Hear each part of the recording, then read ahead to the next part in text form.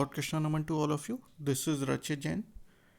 Today we shall talk about the merits, advantage of partnership and demerits of partnership. Okay. So let's begin with the merits. We have already talked about what is partnership and what are the features of partnership. Okay. So now let's talk about the merits and then we'll talk about the demerits. So first point in the merits of partnership is easy to form. देखिए, जब हम लोग बात करते हैं partnership की तो ये बहुत इजी है फॉर्म करने के लिए। क्यों? क्योंकि इसके लिए कोई भी आपको रजिस्ट्रेशन की ज़रूरत नहीं है। मतलब एक कोई कंपल्शन नहीं है रजिस्ट्रेशन का, आप लोग कराना चाहें तो करवा सकते हैं। ठीक है ना।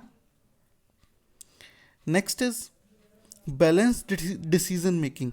देखिए क्या होता है कि अगर हम लोग कंपेयर करें सिंगल ओनरशिप से, तो यहाँ पे क्या होता है, यहाँ पे एक से ज़्यादा लोग होते हैं तो यहाँ पे जो हमारी डिसीजन मेकिंग होती है वो बैलेंस हो जाती है। क्यों? क्योंकि लोगों के पास, मान लीजिए आपके पास 5 पार्टनर्स हैं, ठीक है, और उनके अलग अलग फील्ड्स ऑफ स्पेशलाइजेशन है, ठीक है ना, वो अलग अलग फील्ड में स्पेशलाइज करते हैं।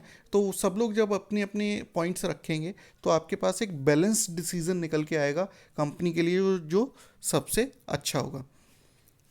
Next is larger financial resources compare to single ownership से। अगर हम कंपेयर करें तो क्या होगा, यहाँ पे हमारे पास जो फाइनेंशियल रिसोर्सेज होंगी वो कुछ ज़्यादा होंगी। ठीक है ना। जैसे कि अगर मानते हैं कि मेरे पास 5 लाख रुपए थे और जो 5 पार्टनर्स आए मेरे पास, उनके पास भी 5-5 लाख रुपए थे, तो अगर मैं सिंगल ओनरशिप बिजनेस स्टार्ट करता तो वो क्या होता, वो मेरे पास सिर्फ 5 लाख रुपए का ही बिजनेस में स्टार्ट कर पाता। लेकिन अब हो गया 25 या 30 लैक्स का बिजनेस मैं स्टार्ट कर सकता हूँ। ठीक है। Next is risk sharing. देखिए क्या होता है कि मान लीजिए बिजनेस में प्रॉफिट भी होता है, लॉस भी होता है। ठीक है। अब रिस्क हम लोग किसको बोलते हैं? रिस्क मेनली हम लोगों को लगता है कि अगर लॉस हुआ तो क्या। ठीक है ना। तो अगर मान लीजिए लॉस होता है, तो अगर मान लीजिए आपने 10 लाख रुपए सिर्फ आपने लगा के एक बिज़नेस स्टार्ट किया, ठीक है, और जो लॉस हुआ, मान लीजिए सारा कुछ लॉस हो गया, तो 10 लाख रुपए पूरे आपके ही चले गए। ठीक है। लेकिन अगर उसमें ही 5 पार्टनर्स थे तो क्या था, 2-2 लाख रुपए सबने इन्वेस्ट किए, ठीक है, और अगर लॉस हुआ तो 2-2 लाख का सबको लॉस हुआ, तो रिस्क भी यहाँ पे शेयर हो गया। ठीक है। या प्रॉफिट हुआ तो वो भी डिवाइड हो गया। Next is secrecy. देखो इसका सीधी सीधी बात है कि जब आपकी फर्म रजिस्टर्ड नहीं है तो आपको जो अपने अकाउंट्स हैं वो पब्लिक करने की ज़रूरत नहीं है। जो एक जॉइंट स्टॉक कंपनी वगैरह होती हैं उनको अपने अकाउंट्स एनुअली पब्लिक करने की ज़रूरत होती है, यानी कि उनका एक कंपल्शन होता है। लेकिन यहाँ पे ऐसा कोई कंपल्शन नहीं है, तो आपके लिए ऐसी कोई दिक्कत नहीं है और आप सीक्रेसी रख सकते हैं, यानी कि जो आपके पार्टनर्स हैं बस उन्हीं में ही आपकी कंपनी की डिटेल्स रहेंगी। ठीक है। अब हम लोग बात करते हैं डीमेरिट्स। ठीक है ना, या डिसएडवांटेजेस क्या होते हैं पार्टनरशिप के। ठीक है। सबसे पहला और सबसे बड़ा डिसएडवांटेज वही है सोल प्रोप्राइटरशिप की तरह से या सिंगल ओनरशिप की तरह से, कि अनलिमिटेड लाइबिलिटी। यहाँ पे जो लाइबिलिटी होती है वो सारे पार्टनर्स की अनलिमिटेड होती है, सिर्फ नॉमिनल पार्टनर को छोड़ के।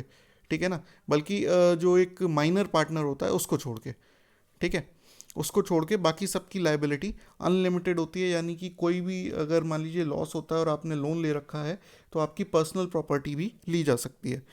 Next is limited resources. देखिए क्या होता है कि अब हम लोगों ने अभी कंपेयर किया था कि लार्जर रिसोर्सेज एडवांटेजेस में, वो था सोल प्रोप्राइटरशिप से जब हम कंपेयर करते हैं। लेकिन अगर हम जॉइंट स्टॉक कंपनी से कंपेयर करते हैं तो क्या होता है, उनकी जो अगर हम लोग बात करें कि रिसोर्सेज जो होती हैं या उनके जो लोग होते हैं वो लाखों करोड़ों में होते हैं जो शेयर्स उनके खरीदते हैं, तो उनके पास अरबों रुपए का एक रिसोर्सेज आ जाती हैं। ठीक है। लेकिन यहाँ पे क्या है, यहाँ पे एक लिमिट लगाई हुई है कि 50 मेंबर्स से ज़्यादा हो नहीं सकते पार्टनरशिप में। ठीक है। तो इसका भी रिस्क है। सॉरी, ये भी हमारे पास एक लिमिटेड रिसोर्सेज का एक बहुत बड़ा कारण है कि हमारे पास लिमिटेड नंबर ऑफ पार्टनर्स हैं। ठीक है।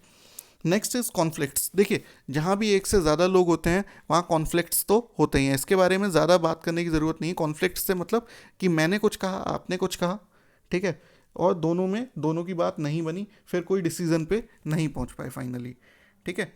नेक्स्ट हम लोग बात करें लैक ऑफ कॉन्टीन्यूटी। देखिए क्या होता है कि पार्टनरशिप जो होती है वो किसी भी पार्टनर की डेथ से, इंसॉल्वेंसी से या इनकैपेसिटी से या कोई भी पार्टनर बोल दे कि भाई हमें बाहर जाना है, तो वहाँ पे पार्टनरशिप जो होती है आपकी वो डिसॉल्व हो जाती है, यानी कि ख़त्म हो जाती है। ठीक है।